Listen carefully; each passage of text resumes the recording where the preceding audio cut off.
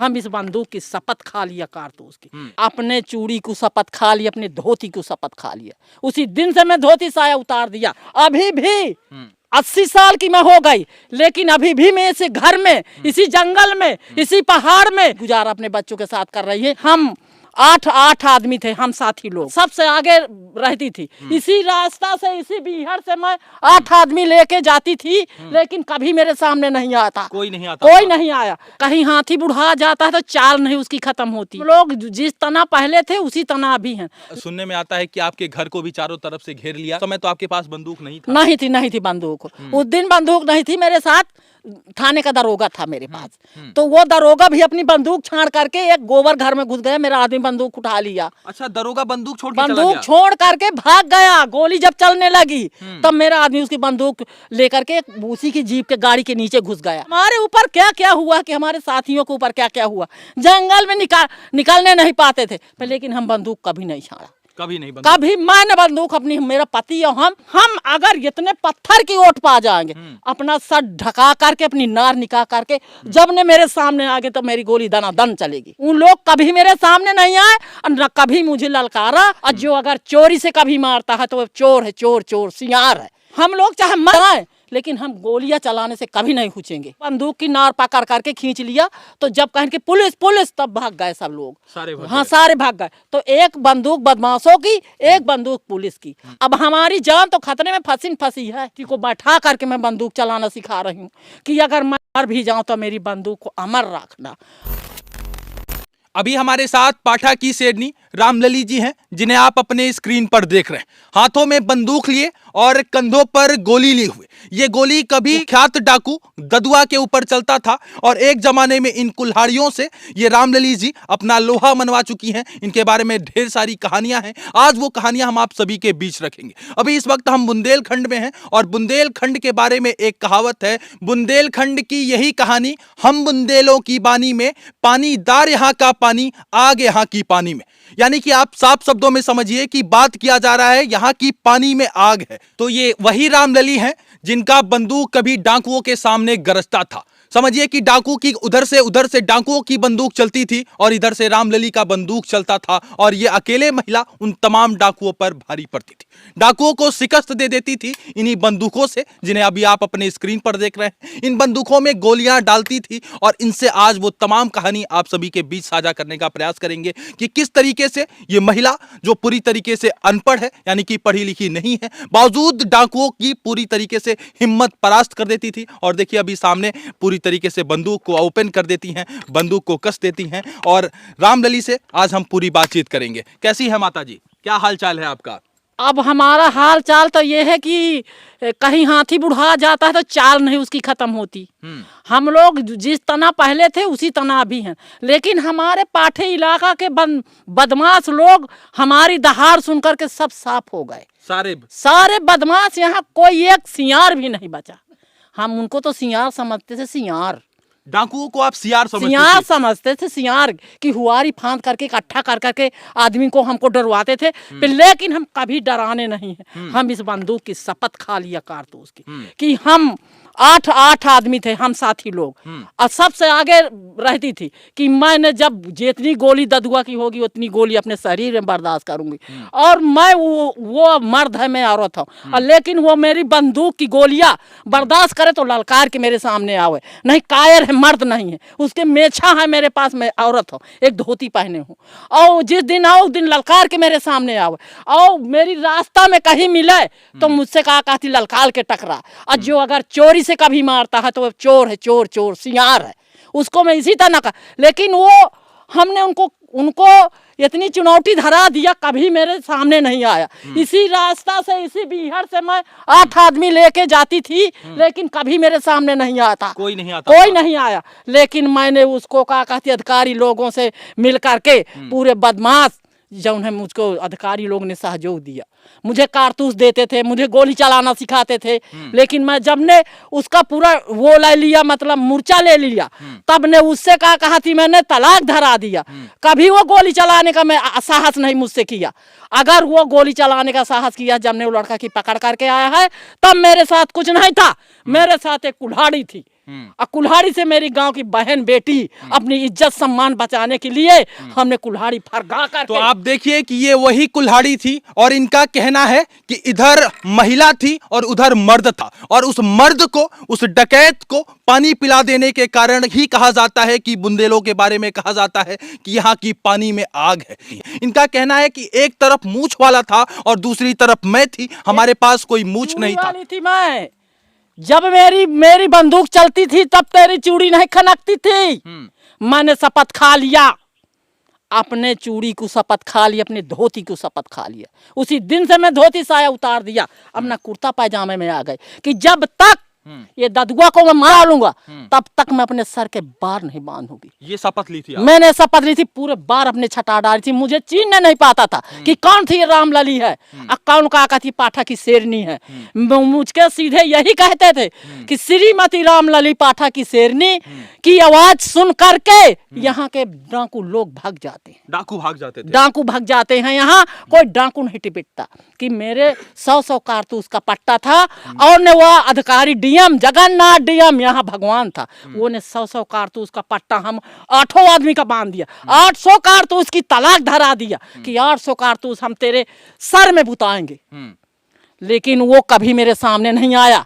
अब मैंने उसको ललकार के रेंगती थी इसी जंगल में। अभी भी मेरा कम से कम 80 साल की मैं हो गई, लेकिन अभी भी मैं इसी घर में, इसी जंगल में, इसी पहाड़ में, इसी सब में यही मैं अपना काम कर रही है। अब यही गुजारा अपने बच्चों के साथ कर रही है और यहीं पर अपने बच्चों की सुरक्षा कर रही हूँ और उनको साथ साथ अपने बच्चों को, अपने गांव की औरतों को, अपनी बहन बेटियों को मैंने उनको बंदूक चलाना सिखा रही हूँ। सारे गांव की बहन बेटी को बैठा करके मैं बंदूक चलाना सिखा रही हूँ कि अगर मैं मर भी जाऊं तो मेरी बंदूक को अमर रखना।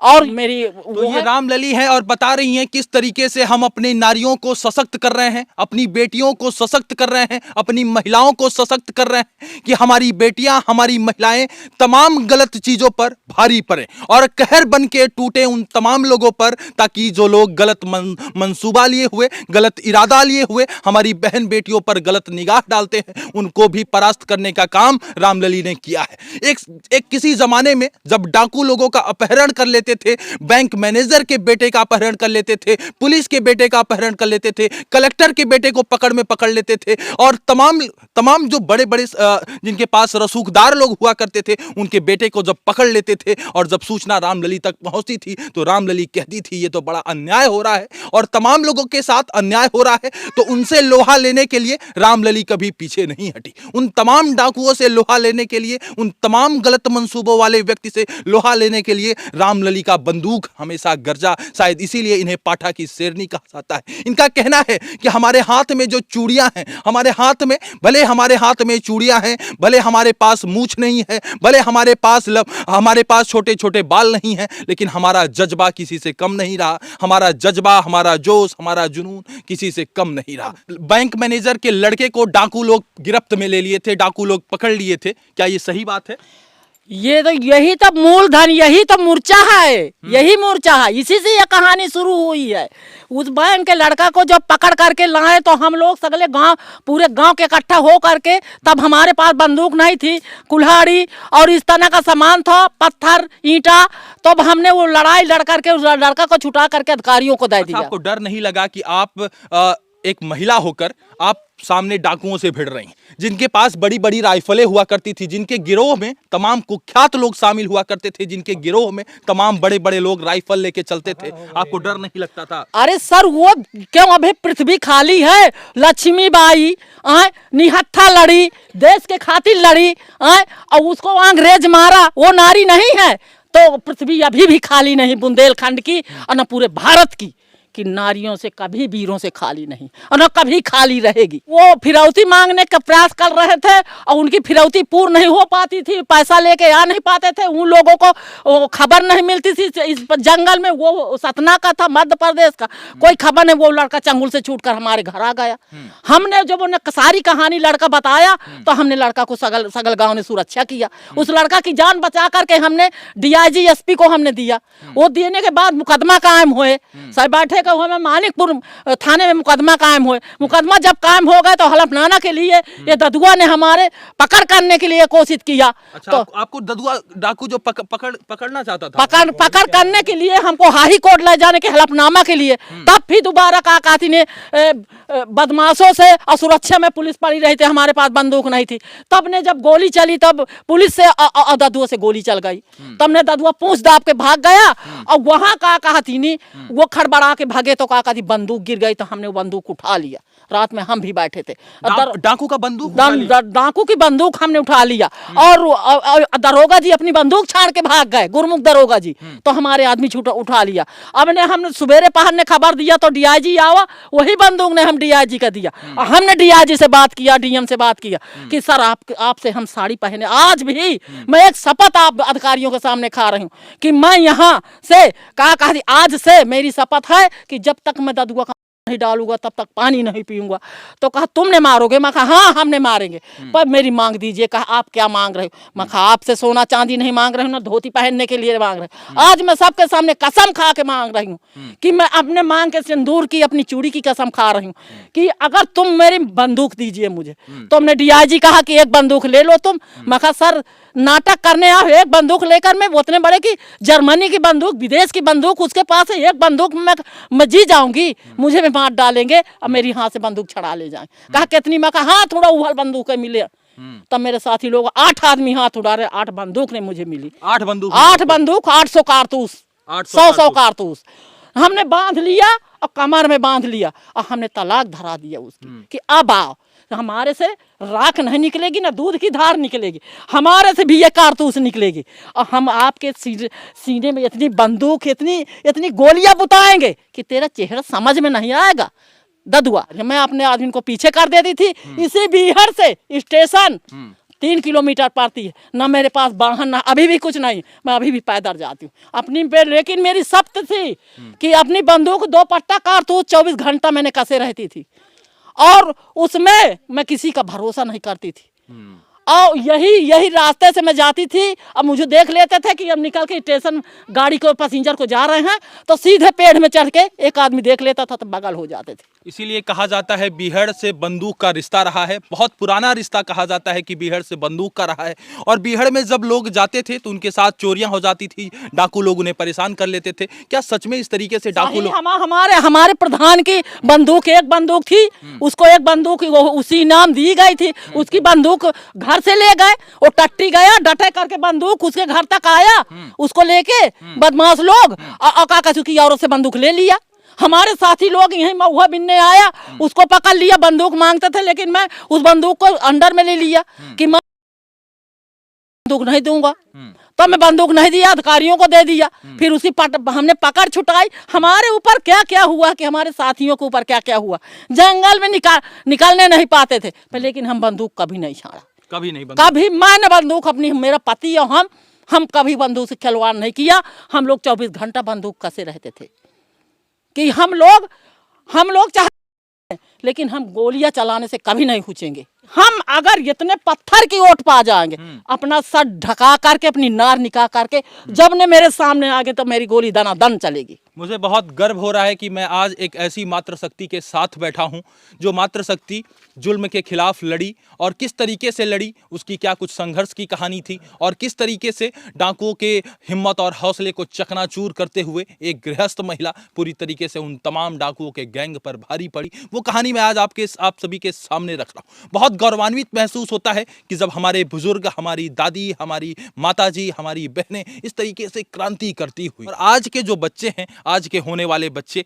जरूर इस कहानी को देखें और समझें कि किस तरीके से हमारे बुजुर्ग उस टाइम पर लोहा लिया करते थे उन तमाम चीजों पर, संसाधनों के अभाव में। उस टाइम पे तो मोबाइल भी नहीं हुआ करता था, उस टाइम पे तो मोबाइल नहीं हुआ। अरे उस टाइम ना हमारे यहाँ से गाड़ी ना रोड ना कुछ, रोड में गड्ढा खोदा देता था, मिट्टी भी पड़ी थी, रोड बनने का नक्शा भी बना था बनाने के लिए। तो वहाँ अधिकारियों को पकड़ करके, यहाँ के वीडियो को पकड़ करके इसी बिहार में 8 दिन बैठा रखा, और इसी ठंडी में केवल नेकर पहना के अंडर बियर, अब पूरी बीड़ी ने उसके शरीर में बुताता था। बीड़ी उसमें बीड़ी सिगरेट पी करके, बीड़ी बहुत पीता था, बीड़ी पल पल में बीड़ी पीता था, उसके शरीर में पूरी बीड़ी बुताया था बीड़ियों के। और यहाँ जौन वो कहता था अधिकारियों को तौन वो करता था। इस तरह का वो बदमाश था, वो साधारण बदमाश नहीं था। उससे उसके लगे अधिकारी लोग मिलने जाते थे, तब यहाँ नौकरी करते थे। इस तरह का वो बदमाश था। तो सुनसान बीहड़ में, और इसीलिए बीहड़ की बात जब आती है तो बंदूक की भी बात आती है। तो बहरहाल इनकी कहानी, इनके जज्बे, जुनून, इनके संघर्ष के बारे में आप लोग क्या कुछ सोचते हैं, अपनी प्रतिक्रिया हमें जरूर दीजिएगा। बहुत बहुत धन्यवाद इस वीडियो से जुड़ने के लिए। सादर आभार आप सभी।